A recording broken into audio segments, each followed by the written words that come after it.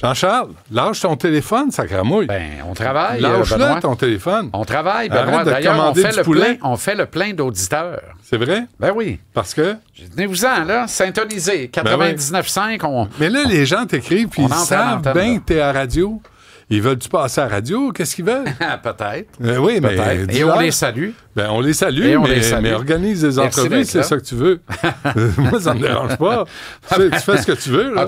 Es-tu en mal d'entrevue? Pas du tout. Bon, non, j'ai donné. Ben voilà. Dans ma vie, là, j'ai donné en entrevue. Voilà. Ouais. Mais c'est pas ça le point. C'est quoi le sujet? C'est le Canadien. Ah, pas encore? Ben voyons Il joue donc. même pas. Comment faire autrement? Il joue demain. Ben, il joue pas ce soir. Il joue demain contre le Toronto. Ça joue ce soir, là, par contre. Là. Ça joue. Ça joue ce soir. Ouais.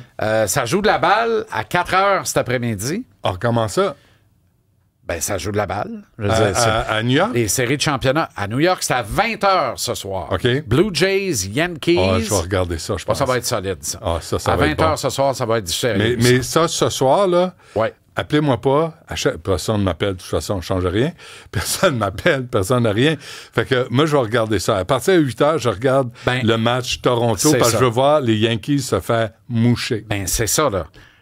Si j'étais les Jays, ouvre pas la porte.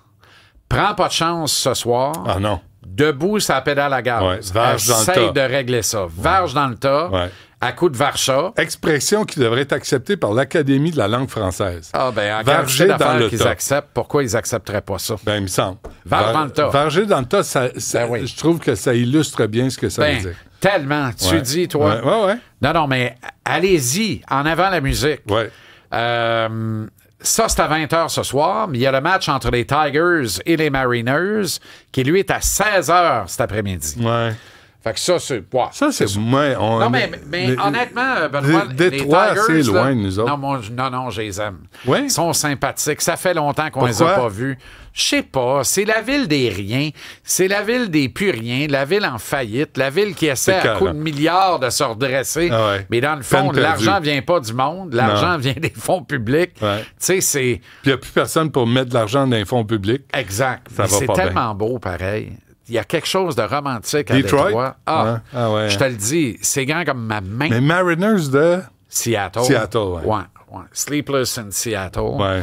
Et c'est loin, ça aussi, pour nous autres. Ben, les deux clubs sont très loin l'un de l'autre, d'ailleurs. Là.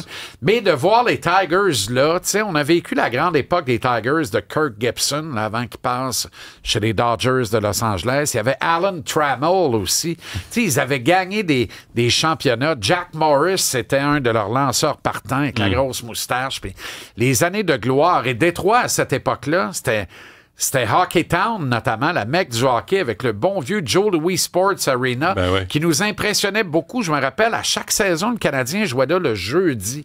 Je sais pas pourquoi, mais ça a donné de même. Le Canadien arrivait à Détroit un jeudi soir, et on était excités de regarder ce match-là à la télé parce que l'aréna de Joe Louis était le nec plus ultra des buildings de la Ligue nationale. À l'époque, hein? Si on exclut évidemment le mythique Madison Square Garden, qui a toujours été formidable, mais qui était épouvantable pour y jouer, qui était feutré. Mais à l'époque, avant les rénovations, tu sais, c'était terrible. Bergie disait, je ne pouvais pas rentrer là, aller dans mon office sans glisser le pied dans la barbe. Parce qu'il y avait de la bouse de cheval savant, puis puis d'éléphants partout, parce qu'il y avait les cirques. Puis souvent, il y avait un cirque à 2 heures de l'après-midi, puis une game d'hockey à 8 heures le soir. Ça sentait encore le swing, le purin puis le foin derrière le banc des joueurs. Alors, mais c'était quand même mythique. Mais le Joe Louis Arena, je me rappelle, c'était impressionnant. Il y avait 19 112 spectateurs par match. Les gradins étaient tous occupés. Mais c'était à une époque où nous, on jouait dans le forum, qu'on trouvait gigantesque, à 16 400 bancs. Fait que, tu sais, il y en avait quand même 2000, presque 3000 de plus à Détroit. C'était du bruit, C'était l'amphithéâtre le plus vaste de la Ligue nationale. Aujourd'hui, on en a 21 200 quelques à Montréal. Puis dans les autres amphithéâtres de la Ligue nationale, la jauge est à peu près là. En bas de 19 000, il y en a, là, mais il n'y en a pas tant que ça. Mais quand j'étais petit, moi, c'était Détroit, mon équipe. Ben oui, mais les Red Wings. Oui. Avec Gordie Howe. Gordie Howe, c'est mouille. Le hockeyeur météo. Non, mais ils étaient fatigants. Le Gordon faisait ce qu'il voulait. Ah, c'était épouvantable. Non. Et Alex Del Vecchio. Oui, c'est ça. Non, puis toute cette j'avais les cartes, la gomme ballon, puis les cartes. Puis plus que le Canadien aussi, là. Mais je ne sais pas pourquoi les Red Wings, les ailes blancs sur rouge, je trouvais ça beau. Mais oui.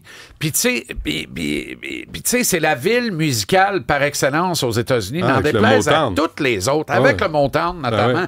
Mais après, la Rock City, puis après, Eminem, qui incarne le rap encore aujourd'hui. Tu sais, fait que Détroit, il y a quelque chose là, Benoît, mais en même temps, il y a tellement plus rien. Ouais. Mais tu sais, il y a 8 adresses à Détroit. Puis c'est 8 adresses extraordinaires. Il y a le Cinéa Hotel qui est magnifique. Il y a le petit café qui est à même le Cinéa Hotel, qui est magnifique aussi. Il y a un sports bar de tous les diables, ça en fait 3. Il y a une table régionale avec des grilles argentins où j'ai passé une soirée extraordinaire, ça fait 4. Il y a une petite trattoria italienne, cheapo, mais agréable, menée par des authentiques Italiens, tu sais. C'est agréable, ça fait 5. Les 6e, 7e et 8e sont le Ford Field, le domicile des Lions. Je me rappelle pas comment il s'appelle, mais il est juste au bord de la rue. Le stade des Tigers, qui est magnifique. Et le nouveau building des Red Wings, c'est le 8e. C'est les 8 endroits à Détroit. C'est le fun. Quand à part de ça, c'est 8 miles. Il y a un an, presque jour pour jour. Merci de m'avoir invité. Merci, c'est gentil. Non, mais ça a donné jamais. 2 topos extraordinaires. Tu étais à l'antenne, toi. Je suis allé là avec un héritier. Ben oui. Je vous aurais accompagné. Parce que notre équipe, c'est les Lions. Ouais. Mais non, mais je te l'ai dit, il faut revenir à Détroit. Ouais, ben non. Pierre Gab et moi, c'est les Lions. C'est vrai? Oh, on en a que pour les Lions. Mais tu sais, c'est ça. Vous êtes bizarre dans vos choix. Comment ça se fait, un choix d'équipe? C'est sentimental. Ça se fait pas. Mais ça vient naturellement.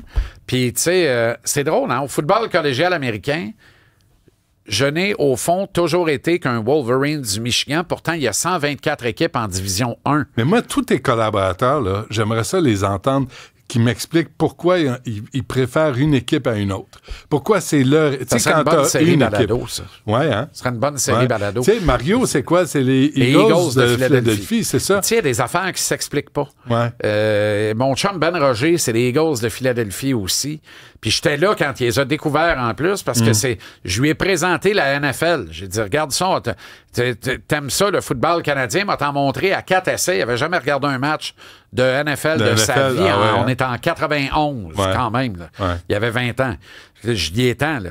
Puis on est tombé sur un match des Eagles de Philadelphie. Randall Cunningham était le quart avec sa coupe R.C. Newhall. Et et il a dit, c'est mon club. Ce gars-là est électrisant, puis tout ça. Je dis, il est mauvais rare, par exemple. Il dit, oui, mais il est électrisant. Je dis, oui, c'est sûr. Mais il n'y a pas le choix d'être électrisant parce qu'il est tellement mauvais qu'il faut qu'il soit électrisant. Il est toujours en mode survie. Bref, c'est devenu son équipe. Ça l'est encore aujourd'hui. C'est vrai. Pour vrai. Et ça ne s'est jamais démenti. Moi, j'ai été un Cowboys de Dallas à partir de 1981. Ah, pour les Pom-Pom Girls. Pour les cheerleaders. Ah, oui. C'est carrément ça. J'ai vu le film. Ah, oui. Non, mais j'ai vu le film et j'ai dit... L'équipe doit être bonne. Ah oui? Mon Dieu, mais qu'est-ce qui se passe? Regarde en haut. Mon Dieu, mais qu'est-ce qui se passe? Non, parle pas de ça. Alors, j'ai rien dit, moi. Ton mojo te parlait. J'ai vu le film, j'ai eu le call du mojo et j'ai dit, ah bon? Hey, j'aime cette équipe. Et c'est The America's Team. Fait que je les ai aimés, mais c'est vrai que c'est une bonne... eux, ils ont réussi à me mettre dehors. Mais on devrait faire ça. Oui, c'est une bonne série balado à faire ça. Oui. Mais ils ont réussi à me mettre dehors, les Cowboys, parce que Jerry Jones m'écoeure. Il m'écoeure. Autant que son bon ami Donald Trump. Ouais. Je le déteste. Moi, j'ai vu je n'étais pas au courant de tout ça, là, mais j'ai vu la série sur les maudits Netflix que j'ai eu. Je viens d'annuler Netflix. Bon, c'est fait. J'ai dit, on le ferme pour un bout, là, je sais pas combien de temps. On prend un break. Mais on prend une pause. Puis mais la série... grand-chose là-dessus, honnêtement. Non, plus bien. Mais la série est fascinante. Oui. La série est absolument fascinante. Ça, et pour un gars comme moi, là, d'apprendre tout ça ou de me rappeler, oui, c'est vrai, ça me dit quelque chose. Oui, c'est ça. C'est vraiment, vraiment très bon. Fait que j'ai fini par les haïr. J'ai pris un break de 5 ans avec les Browns de Cleveland, envers qui je suis très sympathique encore aujourd'hui parce que je trouve que c'est un des plus beaux sous de la NFL. Mais c'est pas... Quand les Bruns jouent en brun, le chandail brun avec le casque orange, pas de logo. Le club, pas de logo. Le seul club, pas de logo. Les Browns de Cleveland. L'objet d'un film, Draft Day. C'est sûr que c'est Draft Day. Parce qu'à chaque année, c'est leur seul espoir de sortir du marasme et de la médiocrité dans lequel ils s'empiètrent tout le temps. Mais c'est drôle parce que nous, on est 4 gars chez nous. Hein? Oui. Là, on jouait au hockey sur table. Oui. Daniel, le plus vieux, c'était le Canadien. Alain, le deuxième... Le premier choix, c'était le plus vieux. Non, ouais, peut-être. Alain, deuxième, c'était les Bruins? Non, Chicago. Les Blackhawks, ben oui. Chicago. René, c'était les Rangers de New York. Ah! Puis moi, c'était les Red Wings de Détroit. Personne n'a pris les Bruins ou les Leafs dans les originaux 6. Non, pas les Leafs. Pas chez nous. Ah, intéressant. Non. Puis, je me souviens pas si mon père, lui, avait choisi une équipe. Mais ça, puis à ce jour, je me dis, ces choix-là représentent la personnalité de chacun. Ah oui. Mais t'as raison. Aviez-vous les bonhommes? On avait les bonhommes, on changeait les bonhommes sur le jeu. C'est ça. Parce que mon ami Carlo Bossio, champion du monde de hockey sur table. Ah ouais? Vraiment, mais le classique, le jeu original Coleco, mais remonté, bâti, solide. Je le battrais. Mais lui, il construit des stades. J'en ai une table chez nous, on m'a pogné, moi.